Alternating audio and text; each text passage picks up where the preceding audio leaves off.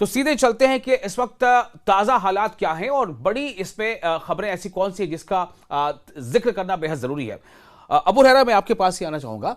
आज आपने बहुत सारे सुबह से कुछ वीडियोस भी बनाए हैं, एक्सपीरियंस बनाए हैं, तो मुझे ये बताएं कि क्या है इस वक्त आज की सूरत हाल क्या नज़र आ रही है?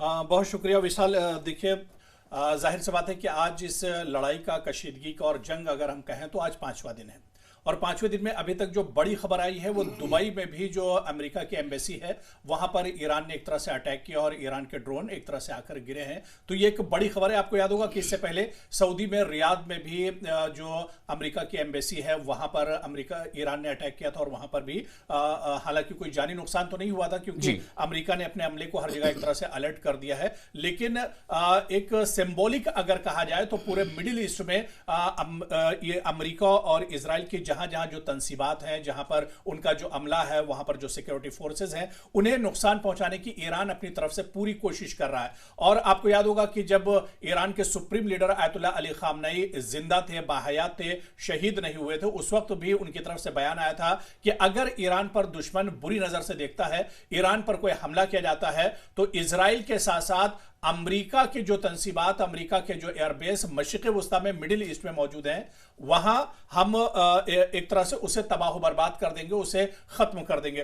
तो आप देखिए कि आज 5वें दिन लगातार जंग का दायरा, लड़ाई का दायरा एक तरह से बढ़ता जा रहा है। जो लड़ाई दरअसल इजराइल और अमेरिका ने शुरू की थी हमला करके ईरान पे, वो अब पूरे मशरिक़ वुस्ता में अब एक तरह से फैल गई। मशरिक़ वुस्ता का कोई भी मुल्क विशाल आप उठाकर देख लीजिए कि इस वक्त महफूज नहीं है कहीं भी, जहां भी, क्योंकि मशरिक़ वुस्ता में जितने भी ममालिक है वहां पर तकरीबन हर मुल्क में हिंदुस्तानी बसते हैं और हिंदुस्तानी वहां पर एक तरह से रहते हैं। आपने जिक्र किया तो थोड़ा सा मैं आपको रोक के बताना चाहूंगा कि काफी, लेकिन अब ये कोशिशें हो रही हैं कि हिंदुस्तानी, जैसे कल आपको बता दूं कि कल पहली फ्लाइट दुबई से आई है जिसमें 149 जो भारतीय थे वो वापस आए। तो थोड़ा क्योस तो है जो आप बता रहे हैं, और चूंकि भारत की काफी बड़ी तादाद में तमाम मुल्कों में लोग हैं, तो क्या ऐसा लग रहा है आपको कि फिर से वो लोगों के आने का सिलसिला अभी जारी रहेगा, ये दबाव बन रहा है? ये सवाल बल्कि मैं शौकत से कर लेता हूं।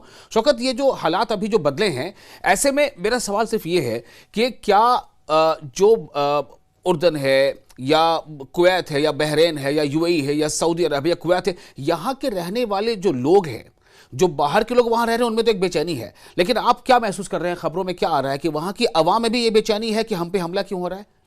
जी विशाल, पहले मैं आपको एक चीज़ बताता हूँ। मुझे लगता है कि जिस तरह से ईरान पे अमेरिका और इसराइल का हमला स्टार्ट हो गया था, जिस तरह की उनकी प्लानिंग थी, मुझे लगता है कि शायद उन्होंने ऐसा नहीं सोचा था, उन्होंने इतना कैलकुलेट नहीं किया था, इतना शायद वो उनके पास ये भी नहीं था इनपुट की शायद इतना ईरान बढ़ा देगा। अगर ईरान पहले ही कह चुका था, जब से ये कॉन्फ्लिक्ट चल रहा था, बातचीत चल रही थी, बहुत सारी चीजें हो रही थी, ईरान हमेशा ये बात क्लियर कट कहता था कि अगर हम पे कुछ हमला होता है, अगर हमारे ऊपर बुरी नजर डाली जाती है, तो आसपास के जितने भी कंट्रीज में जितने भी अमेरिका के मफादात हैं, उनके एयरबेसेस है, उनके जो भी बिजनेस हाउसेज है, उनको हम टारगेट करेंगे। और शायद उसको उतना सीरियसली नहीं लिया गया और आज ईरान ने वो करके दिखाया। रही बात, ये जाहिर सी बात है, जंग जब होती है तो अवाम में बेचैनी होती है। तो और ये गल्फ कंट्रीज ऐसी है, ये यूजुअली पीसफुल रही हैं। इन सब चीज, मतलब जिस तरह की जंगे माहौल रहे हैं बाकी कई सारी मुस्लिम कंट्रीज में या बाकी कंट्रीज में, जिस तरह से साल 2 साल में कुछ न कुछ होता रहता था, ये कंट्रीज, ये प्लेसेस ऐसी थी जो यूजुअली पीसफुल रही हैं।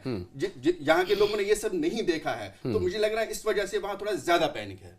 बिल्कुल विशाल, देखिए आगे बढ़ने से पहले जो आपने सवाल किया था कि इस वक्त क्या चल रहा है, अपडेट क्योंकि हमारे नाज़रीन देखना चाहते हैं। देखिए, बड़ी खबर इस वक्त आ रही है कि श्रीलंका के पास है कि ईरानी जो बहरिया का जहाज था उसे एक तरह से डुबोया गया, कुछ इस तरह की खबर आ रही है, डूबने की खबर आ रही है। और बड़ी खबर विशाल इस वक्त कतर से आ रही है, जहां पर कतर में एक बार फिर ईरानी मिसाइल के जरिए से अटैक किया गया है। तो ईरान दरअसल कतर को इस वजह से बार बार टारगेट कर रहा है, क्योंकि आपको याद होगा पूरे मशरिक़ वुस्ता में, पूरे मिडिल ईस्ट में अमेरिका का जो सबसे बड़ा जो एयरबेस है वो दरअसल कतर के अंदर अल उदैद एयरबेस है, और उसी को लगातार ईरान टारगेट कर रहा है। तो ये 2 बड़ी खबरें जो अभी अभी एक तरह से आई है। या मैं एक और चीज विशाल आपको बता दूं कि अभी जैसे पहले ईरान ने मुझे लगता है इसराइल से पहले उन्होंने अमेरिका के जो एयरबेसेस उन पे हमला किया। आसपास की जितनी कंट्रीज थी उनपे ऑलमोस्ट जितनी भी एयरबेसेस थी या नेवल बेसेस थी अमेरिका की, उनको टारगेट किया गया है, उनको मिसमार किया गया है। इसके बाद यूएस की एम्बेसीज भी अब सेफ नहीं है। जैसे अभी बिल्कुल लगातार एम्बेसीज पे हमले हुए हैं, चाहे वो रियाद में हो या फिर और दूसरे मशरिक़ वस्ता के दूसरे ममालिक में हो। मसूद, मैं आपसे थोड़ा इस पर रोशनी डालना चाहूँगा कि आप इस बारे में ज़रा बताएं कि आखिर ऐसी क्या वजह है, ये जितने एयर बेसेस हैं उनका एक मकसद था। उनका मकसद ये था कि सऊदी में अगर अमेरिकी एयर बेस है, अमेरिकी अड्डा है, कुवैत में अगर अमेरिकी अड्डा है, यूएई में अगर अमेरिकी अड्डा है, तो उसका मकसद ये था कि अगर इन मुल्कों पे कोई हमला होता है तो ये अमेरिकी अड्डे में जो तैनात फौजी हैं वो इन मुल्कों की हिफाजत करेंगे। जी, यहाँ पे क्या ऐसा हुआ? क्या आप देख पाए कि उन्हें हिफाजत कर पाए ईरानी हमले से? अगर नहीं तो क्यों? नहीं, ये देखा जाए तो बिल्कुल एक तरह से अमेरिका के जितने भी आर्मी अड्डे हैं सब एक तरह से फेल नज़र आ रहे हैं। एक तो उसके दो मकासद हो सकते हैं, ना सिर्फ कभी शायद अमेरिका का ये मकसद रहा हो कि इन अड्डों से हम मिडिल ईस्ट में, खास तो पूरे ममालिक में हम एक मजबूत रहेंगे। ठीक है। दूसरी बात ये कि ईरान अमेरिका तक हमला नहीं कर सकता है, तो जाहिर सी बात है अमेरिका के उन्हीं अड्डों को इंतखाब कर रहा है जहां तक उसकी पहुंच है। तो मिडिल ईस्ट में जितने भी अड्डे हैं, जितने भी ममालिक हैं, इसीलिए उन पे बार बार और रात में भी, दिन में भी ये बात तो ईरान की तरफ से हो गई। आपको याद होगा बीच में एक बार जब हमास की टॉप लीडरशिप की मीटिंग कतर दोहा में हो रही थी तो उस पर ईरान ने मिसाइल दागे थे, इसराइल ने मिसाइल दागे थे और तब बड़ा बाबिला मचा था। तमाम मुस्लिम कंट्रीज की मीटिंगें हुई थी और ये हुआ था। और फिर अमेरिका ने कहा था कि हमने इसराइल को तंबीह कर दी है कि वो हमला नहीं करेगा। और तब ये सवाल उठा था कि आखिर अमेरिकी फौजी जो एयरबेसेस में, तो उन्होंने क्या किया, क्यों नहीं उन्होंने रोका उस हमले को, इंटरसेप्ट क्यों नहीं किया? तो ये सवाल अब क्यों नहीं उठ रहे हैं? जाहिर सी बात है, जब अली खामनेई साहब बाहयात थे उसी वक्त उन्होंने वाज़ेह कर दिया था कि अगर बल्कि ईरान के जो कमांडर्स थे, बाकी जो भी IRGC के जितने भी वो थे कमांडर, उन्होंने पहले ही बता दिया था कि अगर कुछ होता है अली खामनेई के साथ तो हम इन सब अड्डों को निशाना बनाएंगे। ठीक है। तो जाहिर सी बात है ये सारे मैसेज उन गल्फ कंट्रीज को पहुंच चुके थे। जैसे ही अली खामनेई साहब पे अटैक होता है, ये ईरान ने 2 घंटे के अंदर जवाबी कार्रवाई शुरू कर दिया था। और इन्हीं सारे बिल्कुल विशाल, जो बात आपने मसूद से अभी सवाल किया, मुझे तो ये लग रहा है कि जो पहले से अमेरिका के एयरबेस पूरे खित्ते में आप देखिए हैं, पूरे मशरिक़ वस्ता में 7 या 8 बड़े एयरबेस हैं जहां से अपनी जो सिक्योरिटी जितने भी मूवमेंट्स हैं वो अमेरिका एक तरह से करता है। आपको क्या नहीं लगता कि ये एक बहुत पहले से सोची समझी साजिश के तौर से हो कि मशरिक़ वस्ता में यहाँ पर जितने भी है, आप देखिए कि अमेरिका के अपने मफादात तो जुड़े ही हुए हैं, चाहे तेल को लेकर हो, पेट्रोलियम गैस को लेकर हो, या इसके अलावा आप देखिए कि इजराइल का जो सबसे बड़ा मफाद इस पूरे उससे जुड़ा हुआ है और उसके पीछे जो मकसद इजराइल का वो ग्रेटर इजराइल का है। और कहीं ना कहीं अमेरिका दरअसल उसने अपने ये एयरबेस इसी वजह से बना के रखे थे कि आने वाले दिनों में अगर अपने ग्रेटर इजराइल के मकसद पर इजराइल काम करता है तो अमेरिका वहां पर मदद के लिए पहले से एक तरह से मौजूद। तो मतलब मैं उसी पॉइंट पे आना चाहता था शौकत, क्या इसका मतलब ये हुआ कि ये जो अमेरिकी बेसिस थे, मेरा सवाल आप समझिए, ये तमाम अमेरिकी बेसिस सऊदी में भी हैं, कुवैत में भी है, बहरीन में भी है, यूएई में भी है, कतर में भी है, तो इनका मकसद क्या था आखिर? अगर इनका मकसद इन मुल्कों की हिफाजत करना था बैरूनी हमलों से, तो ईरान अगर हमला कर रहा है तो इन्होंने हिफाजत क्यों नहीं किया? ये तो खुद अपनी हिफाजत भी नहीं कर पा रहे, अपनी बेसिस पे हमले नहीं रोक पा रहे। बिल्कुल, इस वक्त सबसे बड़ी बात जो गल्फ कंट्रीज है, जो अरब कंट्रीज हैं, आप पहले एक चीज समझिए, ये वही सब कंट्रीज है जो बहुत मतलब इक्तिसादी तौर पे बहुत खुशहाल है, जिनके पास बहुत पैसा है, ठीक है। तो लेकिन डिफेंस के एतबार से ये थोड़ा बाकी जो कुछ मुस्लिम कंट्रीज है जिन्होंने डिफेंस के शोबे में आगे बढ़े, उनके मुकाबले में डिफेंस में तो ये डिपेंडेंट है अमेरिका, ठीक है। हाँ। तो उनके एयरबेस होने से उनको ये था कि शायद हम महफूज रहेंगे। हाँ। लेकिन आप याद रखें, अमेरिका है ये सिर्फ अपने मफादात की सोचता है और आज वो साबित हो गया। आज जब इन पे बुरा वक्त आ गया, जब इनको सिक्योरिटी की जरूरत है, जब इनके डिफेंस की बात की जरूरत है, तो अमेरिका कहीं नहीं है, अमेरिका की फौज कहीं नहीं है, इवन के वो अब तो वो खुद को भी नहीं बचा पा रहे हैं। और इसीलिए अबू हुरैरा, आपको याद होगा एक सऊदी किसी ऑफिशियल के स्टेटमेंट बड़ा वायरल हो रहा है कि भाई हमने तो आपको अपनी हिफाजत के लिए बुलाया था, तो आप तो यहां से छोड़ के चले जा रहे हैं, उल्टा उनके लिए मुसीबत बन रही है। तो आप इसराइल की हिफाजत के लिए सारी चीजें लगा रहे हैं। अब ये बात हो रही है ना कि तमाम रिसोर्सेज का उठा के जैसे हुरैरा अभी बता रहे थे ना कि ग्रेटर इसराइल का जो लार्जर कंसेप्ट है, लार्जर जो उनकी प्लानिंग है, शायद उस हिसाब से अब ये सही भी हो रहा है कि शायद उसी लिए था। तो मतलब ये निकाला जाए मसूद कि हम दुश्मन को अपनी खर्चे पर पाल रहे थे। बिल्कुल। एक तरह से इस वक्त देखा जाए तो ट्रंप के सामने 3 बड़े मसाइल हैं। हाँ। एक तो उन्हें खुद अपने मुल्क में झेलना पड़ रहा है कि जंग क्यों शुरू किया आपने, और बहुत ज्यादा वहां पे प्रोटेस्ट भी हो रहे हैं और लोग वहां परेशान हैं क्योंकि वहां के बहुत सारे अमेरिकी हर जगह रहते हैं। तो एक ट्रंप को अपने मुल्क में खुद झेलना पड़ रहा है। दूसरा, इजराइल को बचाए या फिर मिडिल ईस्ट कंट्रीज को बचाए। तो ये तीन मसलों में ट्रंप बिल्कुल उलझ चुके हैं। लेकिन कुल मिलाकर मसूद या विशाली, आप देखिए कि ये बहुत दिलचस्प हो गया, बड़ा मजाहिया भी। अगर आप देखिए जो आप बचाने की बात करें कि वो तो जो गल्फ के ममालिक हैं या अरब जो ममालिक हैं, इनकी सिक्योरिटी के लिए अमेरिका के फौजी वहां पर मौजूद थे। लेकिन आप देखिए कि एक बहुत निहत्था आप कह लीजिए ईरान पर जिस तरह से पाबंदियां अमेरिका ने लगा के रखी, जिस तरह से ना तो उसके पास इतना असलहा गोला बारूद है, उसकी करेंसी आप देख लीजिए कि बहुत कमजोर एक तरह से है। तो 35-40 सालों से वो पाबंदियां झेल रहा है। जी, वो खुल के तिजारत नहीं कर सकता, वो खुल के अपने तेल को तमाम देश में बेच नहीं सकता। बिल्कुल। तो मैं वही कह रहा हूं कि ये बहुत दिलचस्प है कि एक कमजोर जो ईरान है वो दरअसल आप देखिए उसने पूरे मशरिक़ी वस्ता में खलबली मचा दी है। अमेरिका भी सोचने पर परेशान हो गया है, इजराइल भी एक तरह से सोचने पर परेशान हो गया। तो कहीं ना कहीं ये बहुत दिलचस्प अब जो जंग का मंजरनामा है। हालांकि जंग कितने दिन चलेगी, डोनाल्ड ट्रंप ने कहा है कि 1 महीने। अगर अमेरिका और जो सुपर पावर है वो ये कह रहा है कि इस जंग में 1 महीना लग जाएगा, इसका मतलब यह है कि ईरान कहीं ना कहीं मजबूत है। और ईरान कहीं ना कहीं चाहे हथियार और जंगी साजो सामान की बात की जाए या फिर दूसरे और जो वसाइल हैं, उनसे ईरान कहीं ना कहीं मजबूत है। देखिए एक बड़ी टेक्निकल बात यहाँ पे बताना चाह रहा हूँ, बस शेयर कर रहा हूँ। उसमें ये है कि अमेरिका को अगर एक मिसाइल भी दागना पड़ता है तो आप ये सोचें कि वो मिसाइल काफी महंगा है, उसको फायर करने का जो सिस्टम है, जब उसको फाइनली उसको फायर लॉन्च कर दिया तो वो काफी सिस्टम महंगा है, फिर वो यहां तक लाया गया है काफी लंबी मसाफत तय करके। तो कुल मिलाकर यहां बात ये आ रही है कि इन तमाम चीजों का मुकाबला ईरान उसके मुनासबत से 100 गुना कम कीमत के एक मामूली ड्रोन से कर ले रहा है। बिल्कुल। तो ये इतना भारी पड़ रहा है अमेरिका पर, मतलब माली अखराजात के तौर पे, कि अमेरिका ज्यादा दिनों तक सस्टेन नहीं कर सकता। इससे भी बड़ा मिसाल आप देखिए कि मिसाइल आप मारते हो उस पर तो खर्चा आ ही रहा है, अरबों खरबों रुपए और करोड़ों रुपए। लेकिन जो इसको इंटरसेप्ट आप करते हैं, एक मिसाइल या एक ड्रोन को रोकने के लिए आपको कई इंटरसेप्टर्स का इस्तेमाल करना पड़ता है और उस पर भी बहुत खतीर रकम जो है एक तरह से खर्च होती है। एक बड़ी माली मदद उसके लिए चाहिए होती है। और यह कहा जा रहा है क्योंकि इससे पहले इजराइल 12 दिनों की जंग ईरान के साथ लड़ चुका है, उससे पहले भी ईरान ने बड़े हमले इजराइल के ऊपर किए थे।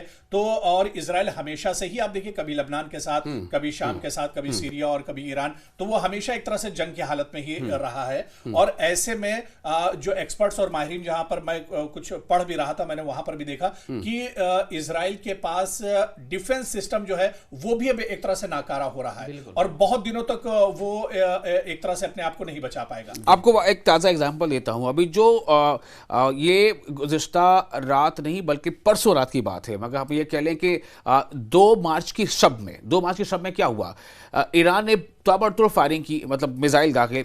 और इंटरसेप्टर्स का हाल ये हुआ कि इंटरसेप्टर्स देते हैं जिनको आयरन डोम भी कहा जाता है, वो उसको डॉज कर गया, उसको मतलब धोखा देके, और फिर वो मिसाइल अपने हदफ को निशाना करने में कामयाब हुआ। क्या है टेक्नोलॉजी देखिए, एक मिसाइल आ रहा है सपोज, इससे पहले कि उसको इंटरसेप्ट किया जाता वो टुकड़ों में बट के 10 और 80 मिसाइलों तक में बढ़ जा रहा है, 80 छोटे-छोटे मिसाइल में बढ़ जा रहा है। अब वो इंटरसेप्टर वो किसी 1, 2, 3 को तो इंटरसेप्ट कर सकते हैं, 80 को तो इंटरसेप्ट कर नहीं सकते। नतीजा यह है कि बहुत बड़ी तबाही हुई है। और ये टेक्नोलॉजी के बारे में कहा जा रहा है कि इस टेक्नोलॉजी में कहीं ना कहीं चाइना ने मदद की है ईरान की। मसूद कुछ कहना चाह रहे थे। मसूद, लेकिन मैं ये कहना चाह रहा हूँ कि जिस तरह ईरान और अमेरिका के पिछले 2 महीने से ज़बानी जंग एक तरह से शुरू थी और ईरान ये कह भी रहा था कि हम पूरी तरह तैयार हैं। अगर हम 3 से 4 दिन जो ये 5 दिन का जंग का अगर हम देखें तो ऐसा लगता है कि ईरान वाकई पहले से जंगी पॉलिसी पे बहुत अच्छे तरीके से काम किया था। 3 से 4 दिन का अगर हम देखें पूरी तरह से तो कहीं ना कहीं ईरान अमेरिका को परेशान करता हुआ नजर आ रहा है, चाहे वो गल्फ कंट्रीज पे अटैक करना हो, इजराइल पे करना हो। और अभी बात हो रही थी कि अमेरिका बहुत खर्च उठाएगा। आप पिछली दफा देख लीजिए जब अमेरिका हूसियों से लड़ रहा था, हाँ, तो वहां समझौता करना पड़ा इन्हें, क्योंकि इनका बहुत ज्यादा नुकसान हो रहा था, माली नुकसान बहुत ज्यादा हो रहा था। तो इस तरह मजमूई तौर पे देखा जाए तो कहीं ना कहीं अमेरिका इस माली नुकसानात की वजह से काफ़ी जो है परेशान है और ईरान वहाँ मजबूत नज़र आता है। अच्छा शौकत, एक सवाल आपसे ये करना चाहूँगा कि इसमें कोई दो राय नहीं है, अब तक जो जानकारी है और जैसा कि ईरानी सरकारी ज़राए ने भी उस बात की तस्दीक कर दी है कि आयतुल्लाह अली ख़ामनेई अब नहीं रहे, और न सिर्फ ये कि आयतुल्लाह अली ख़ामनेई नहीं रहे बल्कि टॉप 20 कुछ फिगर में आता है कि टॉप 40 या टॉप 30 जो उनके तमाम सरबराहान थे अलग अलग शोबे के, वो भी जो है अब इस दुनिया में नहीं है और शहीद हो गए। मेरा सवाल आपसे ये है कि क्या आपको लग रहा है जिस तरह से ईरान अभी रिटेलिएटरी एक्शन ले रहा है, इससे क्या लग रहा है कि वो एक तरह से इमोशनल शॉक है और उसका उस तरह का वो रिएक्शन है, या फिर वाकई ये एक बहुत ही कामयाब और दूरंदेश लीडरशिप है जो इस तरह से ईरान को फैसले लेने पर आमादा कर रही है? देखिए, एक जज्बाती लम्हा तो है ये, एक इमोशनल मोमेंट है ये, क्योंकि आयतुल्लाह अली खामनेई एक ऐसी शख्सियत थी जिसको पूरे दुनिया में मुसलमान के बाकी लोग भी मानते थे। ईरान के लिए वो सुप्रीम लीडर थे, लेकिन इतना बड़ा शौक लगने के बावजूद इस तरह से डट के मुकाबला करना ये सिर्फ इमोशनल बात नहीं हो सकती है। ये एक लॉन्ग टर्म स्ट्रेटजी जो बनाई गई है, क्योंकि ईरान को पता था हमला होने वाला है, आज नहीं तो कल बातचीत होगी, तो उनको पता था हमला होने वाला है। मुझे लगता है जितनी देर में ये बातचीत कर रहे थे बाकी सब, ईरान अंदर अंदर पूरी तैयारी कर रहा था। और अगर जिस तरह से ईरान से रिपोर्ट्स आ रही है कि खामनेई साहब को बोला गया था कि आप बंकर में जाइए या छोड़ के चले जाइए, लेकिन उन्होंने साफ मना कर दिया कि भाई जब आप 90 मिलियन ईरानियों को नहीं शिफ्ट कर सकते हैं या बैंकर्स में नहीं, तो मैं क्यों, मैं आखिरी रहूंगा। तो मुझे लगता है कि पूरी तैयारी की है ईरान ने, और इतनी क्रीम लीडरशिप, जिस तरह से खबरें आ रही है कि उनकी शहादत हुई है, उसके बावजूद मुझे लगता है कोई भी मुल्क होता था इस तरह से बहादुरी से इतने डट के मुकाबला नहीं कर पाता अगर ये लॉन्ग टर्म स्ट्रेटेजी नहीं बनी होती। तो मुझे लगता है सेकंड लाइन लीडरशिप जो है, और जिस तरह से रेवोल्यूशनरी गार्ड कॉर्प्स ने अब खुद संभाली है, और जिस तरह से पहला जो हमला ईरान पे हुआ, इतना बड़ा उसमें नुकसान हुआ, सुप्रीम लीडर तक शहीद हो गए, उसके बावजूद जिस तरह से 5 दिन की जंग में, मुझे लगता है पहले दिन को छोड़ के बाकी 5 दिनों में ईरानी हावी है। ठीक है, अबू हुरैरा, एक सवाल करना चाहूंगा। ये खबर काफी गश्त कर रही थी कि नेतन्याहू के दफ्तर पे भी अटैक किया गया है, क्या है उस बारे में जानकारी? देखिए, इस बारे में बिल्कुल मुसद्दका खबर निकल कर तो नहीं आई, लेकिन जिस तरह से तल अवीव पे आप देखिए लगातार ईरान की तरफ से अटैक हो रहे थे, और जिस तरह से अभी आपने ईरान के उस लेटेस्ट मिसाइल की बात की कि एक मिसाइल आता है और उसके बाद उसमें से कई मिसाइलें और निकलते हैं अटैक से पहले, हमले से पहले, तो ऐसे में तल अवीव में नुकसान तो बहुत ज्यादा हुआ है। अब तो हमारे वहां पर नुमाइंदे रिफत अब्दुल्ला भी पहुंच चुके हैं, वो जो सच्चाई है एक तरह से निकल कर सामने आएगी, क्योंकि मगरिब से इजराइल से आप कहिए जो खुद तबाही की बातें होती हैं या जो निगेटिव बातें होती हैं वो एक तरह से निकलकर इजराइल से नहीं आ पाती हैं। लेकिन इतना जरूर है कि इजराइल के अंदर नुकसान काफी ज्यादा हो रहा है, खासतौर से तल अवीव की बात की जाए, बैत शम्स की बात की जाए, बैत यम की बात की जाए, ये जो सब शहर हैं लगातार ईरान के निशाने पर रहे हैं। और इससे पहले जो हमला ईरान की तरफ से किया गया, या लगातार ईरान जो हमला एक तरह से कर रहा है, एक तरह से इजराइल को निशाना बना रहा है, तो ऐसे में इजराइल का नुकसान तो काफी ज्यादा हुआ है। लेकिन शौकत, मेरा सिर्फ इस पे ही सवाल रहेगा, आपसे भी सवाल रहेगा कि आपने अब तक क्या क्या, बहुत सारे रिपोर्ट्स हम लोग दिन भर में पढ़ लेते हैं, क्या इंडिकेशन मिल रहे हैं? क्या नेतन्याहू के दफ्तर पे हमला हुआ है? अगर हमला हुआ है तो दफ्तर को नुकसान पहुंचा है, इसमें दो राय नहीं, ये रिपोर्ट से मैंने ही पढ़ी, लेकिन नेतन्याहू के बारे में क्या जानकारी मिल रही है? क्योंकि ये उनके मिलिट्री जराये से मैंने रिपोर्ट जो पढ़ी थी वो ये था कि वो बंकर पे है। What have you read? नहीं, बीच में खबर ये भी आई थी कि उन्होंने इजराइल भी छोड़ दिया। हाँ, अच्छा, मैं वही बात कहने वाला था कि जिस दिन ये हमले की बात हुई कि उनके दफ्तर पे हमला हुआ है, तो बहुत सारी ऐसी रिपोर्ट्स हैं कि उनके दफ्तर पे हुई है, अगर बात अभी वो तस्दीक नहीं पाए, लेकिन ये है कि वहाँ, और उसके बाद ही ये खबर आई है कि जो हमले के बाद ही ये खबर आ रही है कि नेतन्याहू इस्राइल छोड़ के चले गए हैं। अच्छा, ये खबरें उसके बाद ही ज्यादा गश्त करने लगी, तो इससे कहीं ऐसा लगता है कि शायद हुआ है। और जैसे कई खबरें आ रही है कि जर्मनी चले गए, कई और चले गए हैं। बस तो आपके पास क्या रिपोर्ट है इस हवाले से, आपने क्या पढ़ा? नहीं, ये है खबर, बल्कि जो है बताया गया कि उनका तैयारा जो है जर्मनी में बर्लिन में कई घंटे वो फिजाओं में रहा है। लेकिन अब क्या हकीकत है अभी इसकी मुसद्दका रिपोर्ट तो है नहीं, लेकिन मैं मुज़ाकरात को लेके एक बात कहना चाहूँगा कि जो ईरान और अमेरिका के दरमियान मुज़ाकरात हो रहे थे वो जाहिर बात हमले के बाद बंद हो गए। उसके बाद 2 दिन बाद ट्रंप कहते हैं कि हम फिर से करना चाहते हैं, लेकिन यहाँ ईरान से मना हो जाता है। अब ईरान ने कहा है कि अभी जो लेटेस्ट रिपोर्ट है कि ईरान ने जो ये कहा है कि अगर हम बात करेंगे भी तो हम अपनी शर्तों पे करेंगे, ना कि तुम्हारी शर्तों पे करेंगे। तो कहीं ना कहीं हम ये चाह रहे हैं कि जंग तो मसले का हल नहीं है, जंग रुक जानी चाहिए और मुज़ाकरात के टेबल पे आनी चाहिए और बात होनी चाहिए। और जाहिर सी बात है हर एक मुल्क को अपने दिफा के लिए चीज़ों की ज़रूरत होती है। मसूद, एक सवाल आप सवाल करूँगा, इसी से जुड़ा सवाल है, वो ये है कि अब्बास अराग़ची जो वज़ीर ख़ारजा हैं ईरान के, उनके हवाले से खबर ये आ रही है कि उन्होंने एक ऐसा स्टेटमेंट दिया है कि अमेरिका ने आयतुल्लाह अली ख़ामनेई का असैसिनेशन करके, उनका कत्ल करके बहुत बड़ी गलती कर दी है, और ये एक मजहबी रहनुमा थे और इनका कत्ल जो है वो काबिल बर्दाश्त बिल्कुल ही नहीं है।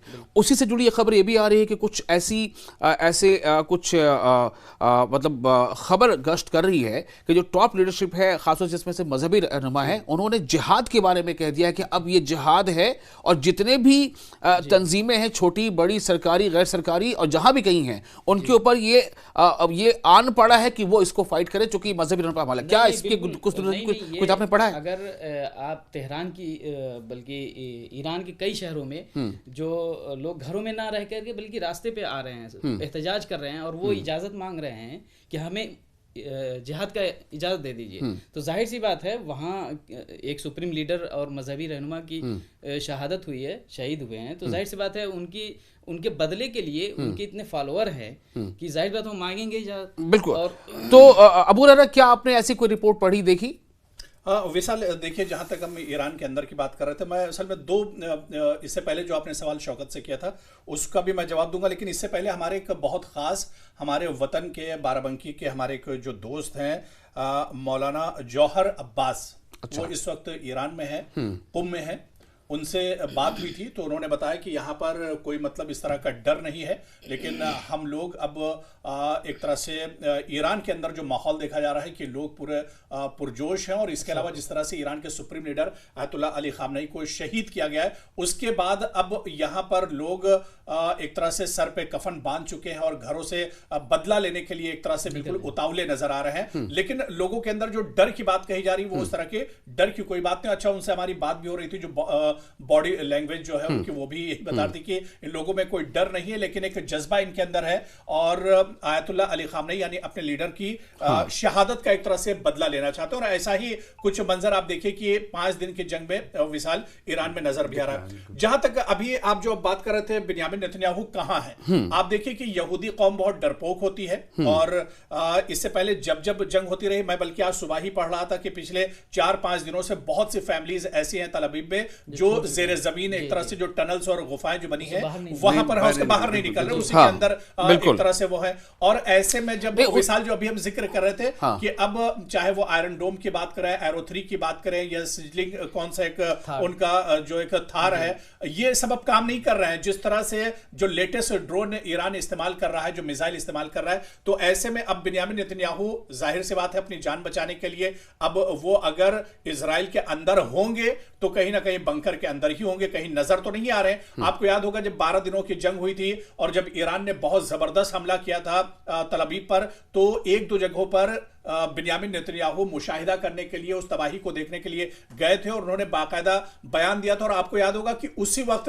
एक बड़ा सा धमाका हुआ था जिससे वो डर भी गए थे। सोशल मीडिया पर ये तस्वीर काफी ज्यादा वायरल भी हुई थी। तो ऐसे में मुझे लग रहा है कि शायद वो अपने आप को बचाने के लिए बिन्यामिन नेतन्याहू अगर इजराइल में है तो वो बंकर के अंदर ही होंगे। एक चीज और मैं कहना चाहूंगा कि जिस दिन खामनेई को शहीद किया गया उस दिन एक स्कूल पर जो गर्ल्स स्कूल था, ये वो उसका नजारा आप देखिए, आप बताइए जरा सा, इनको दिखाएं हमारे नाज़रीन को ये अच्छा अभी वो तस्वीरें आ जाएंगी तो आप बताएं। मैं कहना चाह रहा हूँ कि जो तकरीबन 150 से ज़्यादा तालिबात वहाँ शहीद हो गई, तो अगर ईरान में देखा जाए तो कहीं ना कहीं उनकी शहादत, जो बच्चों की मौत हुई है, उसने झकझोर दिया है। बिल्कुल।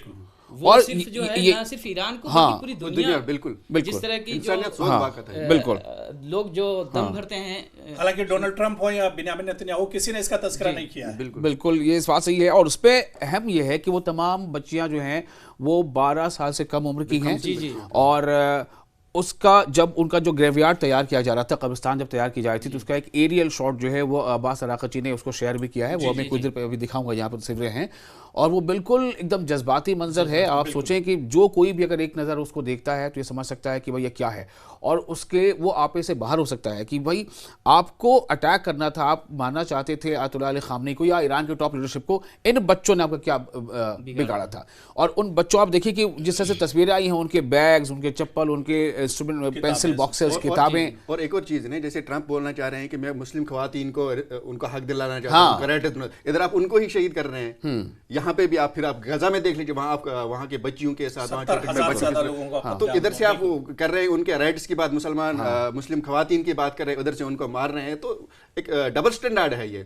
लेकिन नहीं, डबल स्टैंडर्ड की जहां तक शौकत बात है, आप देखिए डोनाल्ड ट्रंप ने इससे पहले कहा था कि अमेरिका का B-2 बम्बर गया है और जो एटमी जो ठिकाने हैं ईरान के उसको तबाह कर दिया। बिल्कुल। और अभी वो दोबारा से फिर से एटमी ठिकाने बन गए हैं ईरान के अंदर। फिर तो बयान ये आया कुछ कि झूठ बहुत जो सारे है अड्डों को हमने तबाह कर दिया। अभी जी, जी। लेटेस्ट बयान आया है कि ट्रंप ने कहा है कि हमने बहुत ज्यादा सारे ठिकानों का IRGC के कई ठिकानों को भी कहा है हमने तबाह कर दिया, लेकिन फिर भी ईरान रिटेलिएट कर रहा है, हर जगह हमले कर रहा है। नहीं, तो यही डोनाल्ड ट्रंप का ये जो झूठ है, अमेरिका का जो झूठ है या इजराइल का जो झूठ है, इजराइल ने फिर कहा कि ईरान ने हाइपरसोनिक मिसाइल बना ली है, एटम बम उसके पास है, हमें बहुत ज्यादा खतरा है, इस वजह से हम अटैक कर रहे हैं। इससे पहले भी इसी तरह का बहाना देखिए ये जो तस्वीर है ये इसराइल की तस्वीर है, जब तेल अवीव की तस्वीर है। ये तेल अवीव में जो ईरानी मिसाइल गिरे, देखिए किस तरह से स्कैटर्ड मिसाइल हैं और मिसाइलों को रोक नहीं पाया जा सका है, ये रोका नहीं जा पाया। ये खासतौर से तस्वीर हमें दिखाना चाहूंगा नाज़रीन को।